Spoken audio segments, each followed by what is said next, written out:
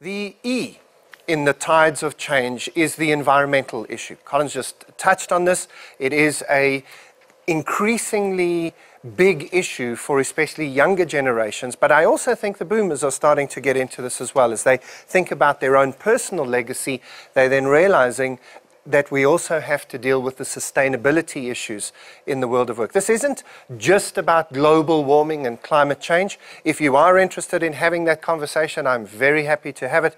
Afterwards, you can come and chat to me about these sorts of graphs that show us that the world is warming up. I really don't think that any serious scientist is arguing with the fact that the world is warming up.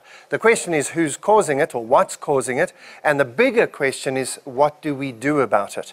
But even if you don't believe this data, there are other forms of information that do prove the same sort of things, and that's just the men. But it really doesn't matter what you or I believe, because the governments of the world are beginning to do something about this. Whether they're right or wrong, we can argue all we like, but they are doing something about it. Martinus van Schalkwyk, the environmental sort of czar here in South Africa, has just been recommended to go as a permanent member of the IPCC, the Intergovernmental Panel on Climate Change, to the United Nations. And he's been recommended as the Africa delegate in recognition of the work that he has been doing over the last few years, and the fact that South Africa will be the first African nation, probably in about 2 years' time, to implement a complete set of regulations around climate change, taxation on energy usage. With all of the moaning that everybody does about Eskom and their charges and the increases in electricity prices, South Africa still has the second cheapest electricity in the world. So get used to that. It will cost more in the future. Not necessarily because of what Eskom does, but because of the environmental taxes that get put on top of that.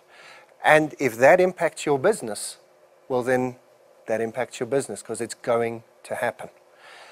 These are the things we need to be looking at. But it isn't just climate change and global warming.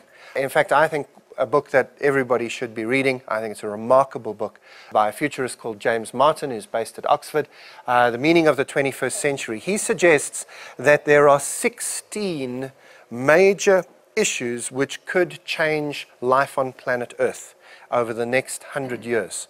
And that our task over the next 100 years is to deal with these. Each one of the 16 has the potential to destroy life on Earth. All 16 of them are probable scenarios in the next 100 years if we do nothing now.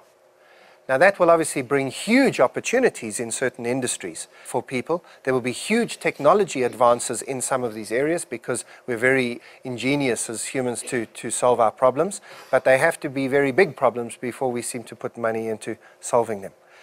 These and other issues like this are going to disrupt your business because, as Colin said, people as your customers are going to start demanding to see your credentials in this space. But increasingly, it's becoming something that young, talented people are asking in their interviews.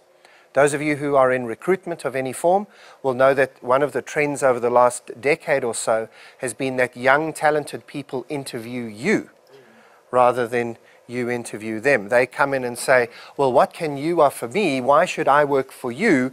What can you do to get such a brilliant person as I? And they're going to start asking, what are your environmental credentials? As a way of differentiating you from anybody else they think they could work for. Maybe not this year, maybe not next year, but certainly as the boom comes again and the war for talent heats up again, this could be a way to differentiate yourself. It is something I'm particularly passionate about.